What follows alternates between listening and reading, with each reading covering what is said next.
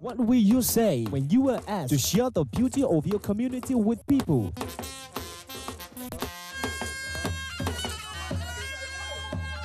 How will you feel when you are called to show up your tradition and culture among your friends and your loved ones?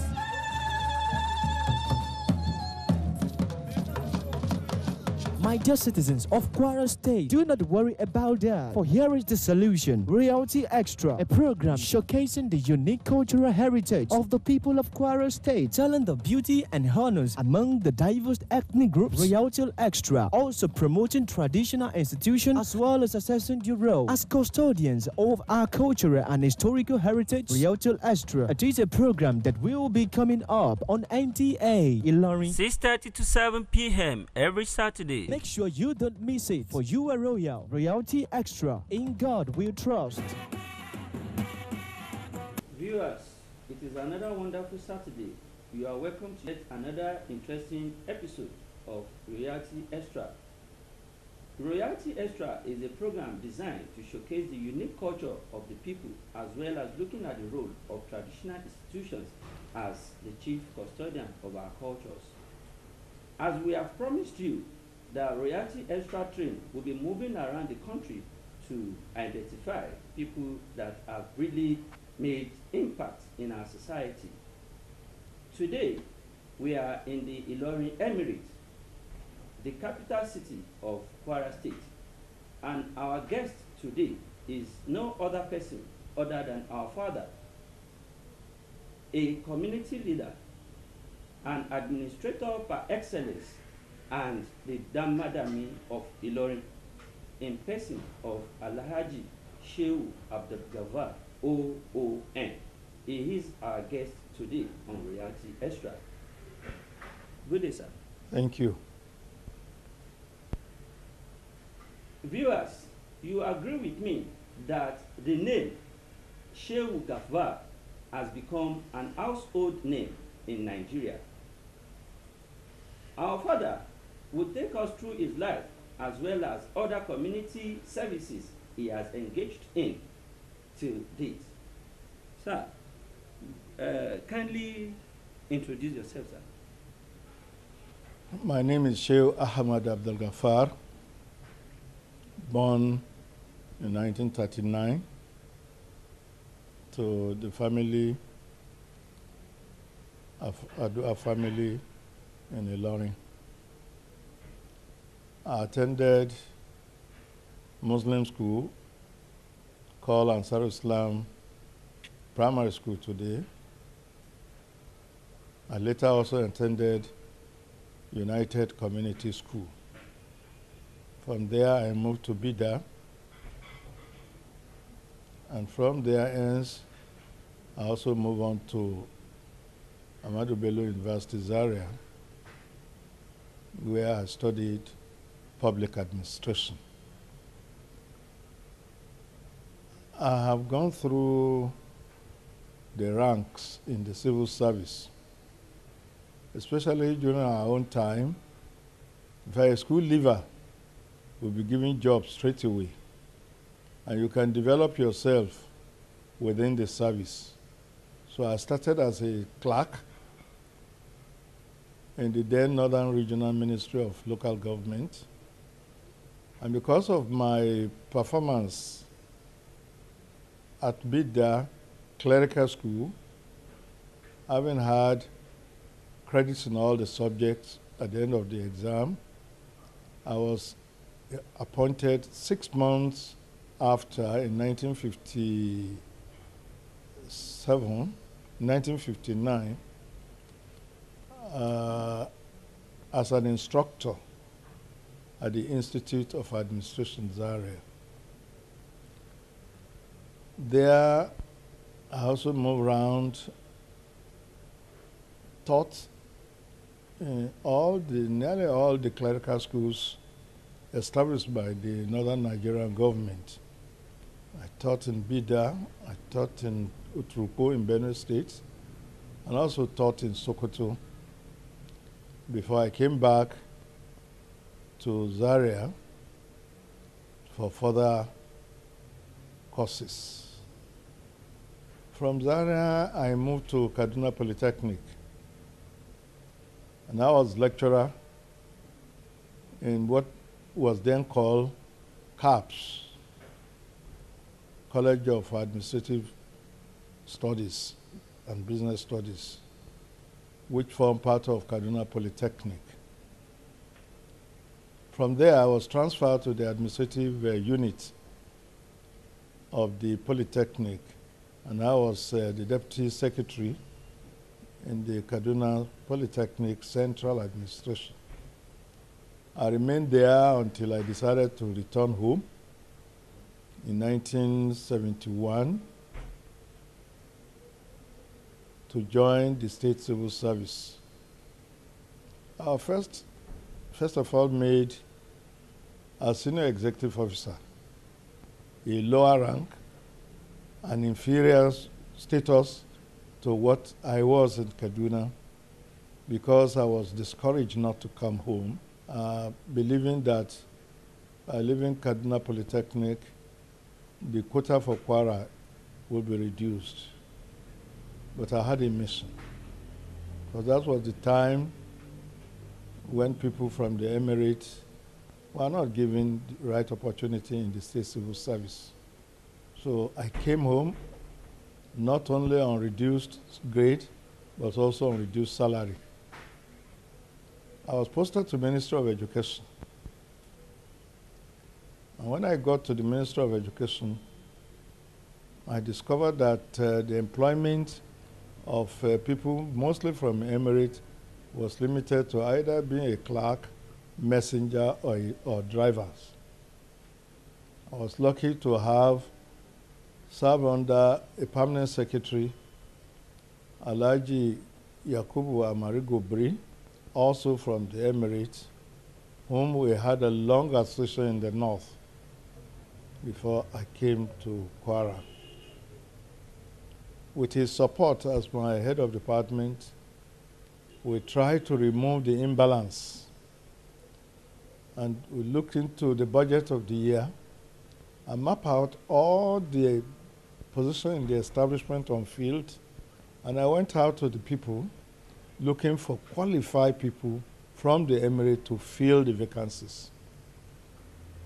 Like I said in my autobiography, I had the support of the permanent secretary in the Public Service Commission, one Mr. E.O. Oki, who appreciated why I decided to come at a lower grade and my mission. So he was very helpful.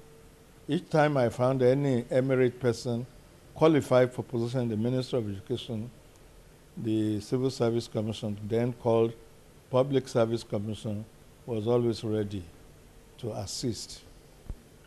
Having been there for a short while, the state government decided to establish a post, a tertiary institution, so to say. And because of my experience at Kaduna Polytechnic, I joined two other eminent personalities in person of Professor M.J. Oyawoye, the first professor of geology in Africa, and late Dr. Ebon Sholadoye, who was then the Chief Inspector of Education. The three of us came together to prepare a blueprint which gave birth to what was then known as Kwara College of Technology, Kwara Tech for short, and later metamorphosed into Kwara Polytechnic. I was the first secretary to council of the college, and after the administration of the college was fully established, I went back to the civil service. This time I was given my rightful position in the administrative officer's cadre. I was appointed senior divisional officer, SDO, and posted to Borgu division. I was also in Borgu and acted as resident of the division when my boss, the resident, was also transferred. That was the journey in the administrative cadre. After a while, I came back, went for a course in Zaria again, because at our time, civil servants were programmed for courses. You don't lobby for it. As soon as you join, they have your career. They know what time you should be sent out for one training or the other, either locally or abroad. At the end of my course in Zaria, I returned to the State Civil Service. This time, I was posted to the Ministry of Information. The Ministry of Information then was seen as a barren ministry. Very, because all they had there was just information division, and that's all. Not much of administrative challenges. My colleagues in the service protested against my posting, believing that I should be posted to where I could be more useful to the state. By my nature, I do not complain. So I told my colleague, well, maybe I have something to offer there too. If nothing works in that place, I'll start having something to work. So I was posted to Ministry of Information. Very soon thereafter, the baton of leadership in the state changed. Late Colonel Ibrahim Taiwo was assassinated, and later Brigadier General George Ini was posted to Kwara. Ini was a very fine administrator, a man with in-depth knowledge, though a soldier, of many aspects of public administration. When he came, he discovered that the governor's office, wherever was loaded, was not the type of governor's office he will work in. So he dismantled the governor's office as he found it, and most of the things removed from governor's office was transferred to Ministry of Information. For example, the governor's office then was in charge of Home Affairs. The governor's office then was in charge of a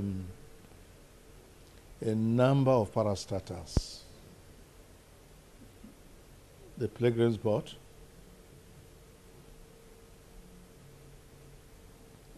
the Herald, television was then in focus. So the project of television, the Art Council, the Sports Council. So many of these parastatals were then moved to Ministry of Information. The Minister of Information was later titled as Minister of Social Development, Information and Social Development. So it became a very big ministry and gave me a lot of administrative challenges, because we had to prepare a number of memos. We have to come up with policies affecting various aspects of the program of these parastatals. I must say that in that ministry, I remember two things. I remember that I was lucky to be the desk officer, the administrative desk officer, was what is called today Kwara Stadium. I work in that ministry to prepare various papers for the establishment of the stadium. Much as we were all happy to have insight of the type of stadium we will eventually have, we became very sad on the day the state government was asked not to go further. The enemies of the states got contact with the federal authority, and we could not go beyond what is there now for over 40 years. What kind of stadium do you plan for them? Yes, you see, the stadium which we had in the blueprint was to have what you have now as auxiliaries to the main bowl. The main bowl is just that large area you find in front of the stadium. Was to have a 40,000 seater and was to be the best in the country. It will have all that make it international, with everything set. We're also to dredge that small stream. There's little stream which passed through the stadium across the New Yidi Road down to, was to be dredged for river sports, yachts, boats, so many things will have taken place there. And we are to have part of a 5-star hotel also designed, the foundation of which will be in the river, which is being dredged. It was to be a masterpiece. But there we had the politics of Kwara denied us. And until recently, when what was supposed to be a practicing pitch was renovated by Governor Bukola Saraki to make it look quite acceptable for international programs. Viewers, it has been Alhaji Shehu Abdulgafar, OON. Sir, you are the Danmadamin of Ilorin. What is the significance of this in the Ilorin Emirate Council?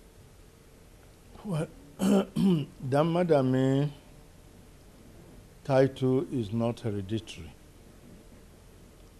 It's title conferred on any person so chosen by His Royal Highness the Emir of Ilorin as one of the advisors to the Emir on issues relating to development and growth of the Emirate.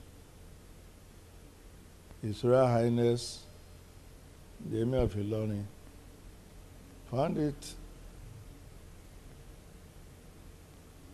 find me worthy of such appointment in 2013, and I was conferred. By the position, we try to contribute in our way to all aspects of development of the Emirates. Issues are referred to us by people. We intervene in disputes. We help to resolve. We assist people. We have what we call a learning project. How will the Emirates progress? And that's our core issue. There are other non-traditional titles.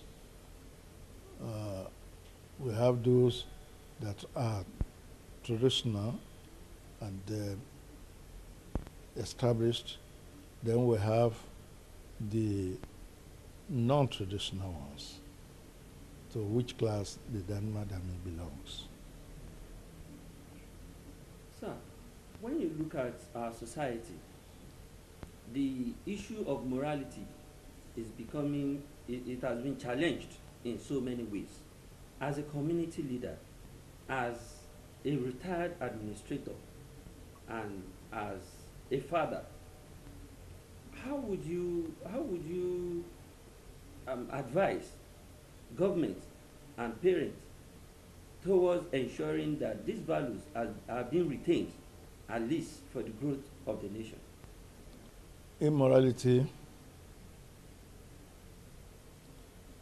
is a serious challenge because it breeds indiscipline. It affects the core values of any developing society. In our own days, and what people of my own generation, I believe, are still practicing, we ensure we monitor our children from home. We give them proper training. We ensure we know what they are doing. We monitor their movement. We give them education to believe that there must be respect to the elders.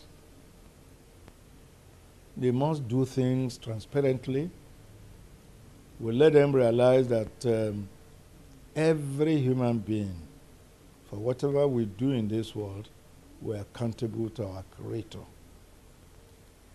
When all these are missing, immorality sets in. I don't want to see immorality as a sign of civilization, because each nation has its own culture and its own values. It is this value, especially youth of today, care very little about reputation, care very little about the family from where they come. Everybody is a mass with wanting to have money, money, money. And once that is your own ambition, in pursuance of this, your ambition, you will not be able to keep the values of your society. We talk of corruption everywhere. Corruption stems up from indiscipline, grabbed as if to say you are going to the hereafter with all that you collect. No. We must let them realize that you cannot have more than what Allah destined you to have. We must let the children know the truth. We must bring them up from religious point of view. We must educate them. They must live a life where whatever they want to achieve should be based on the premise of hard work and prayer. We must not allow them to see cornering as a way of getting to the top. You have to work hard and go with the motto of the former northern region: work and worship. You have to work. You have to earn your living. You must be prepared to account for whatever you have. I've spent about 47 years in various public services. I have only 2 houses. This one, you are here, built as far back as over 30-something years from what we call staff housing loan, granted to civil servants by Ministry of Finance. I have a second house in Jari, built with loan obtained from Federal Mortgage Bank.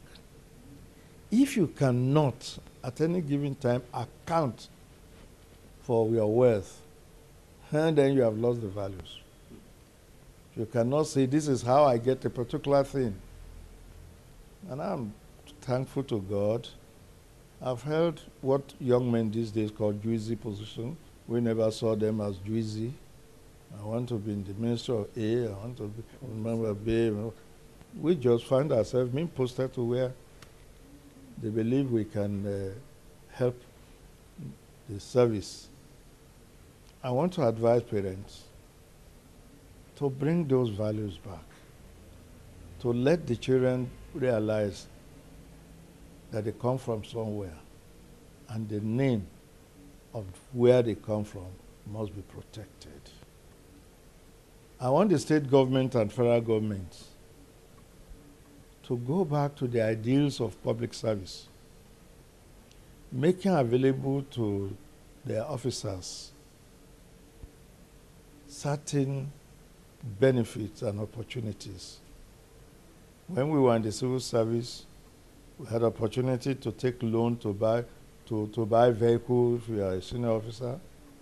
We had opportunity to take loan to buy houses or to build houses. These are legitimate, and these are deductible from your salary. We have opportunity to be trained locally and abroad. We had opportunity to reward merit, not the mediocrity, which is the order of the day in most public service. I believe in equal participation, that every segment of the community must have access to public things. We must have a situation where water runs, where there's electricity, where there's public school running well as we pass through them. We must have a situation where the roads are not just death trap as we have it today. If government could come back to giving basic need for the people, maybe the values will gradually come back. Sir, during the course of your introduction, you made mention of your educational background, that you attended Muslim school, which is now Ansarul Islam. You attended United Community Secondary School, among others. Do you still remember some of your classmates then? Yes, I do. I do remember. We are blessed by Allah to remain till today. I'm on my 77th year on earth. At Muslim school or Ansar Islam school, sometimes called Ilewe Kamaru, I had classmates or schoolmates like Honorable Justice Mutalibi Ambali was my classmate, Dr. Aliu Alarape Salman, SAN, Alhaji Walillah Kamaldeen, and a few others in that school. In that school, I could remember His Royal Highness the Emir of Ilorin, who has been my childhood friend, present Emir. I remember a few of them, can't remember many. But that's some gone because they are destined to go at the time our Creator need them back. Some of us still survive. Alhamdulillah. Thanks for sharing your time with us. Viewers, the program is Royalty Extra, and our guest has been Alhaji Shehu Ahmed Abdulgafar, OON. He is the Danmadamin of Ilorin and former Secretary of the Kwara State Government and former Head of Service in the state. With this, we come to the end of this week's edition of Royalty Extra. Till we come your way next week with another guest, I remain your regular anchor on the program, Arowona Abdulaziz, saying bye-bye and God bless.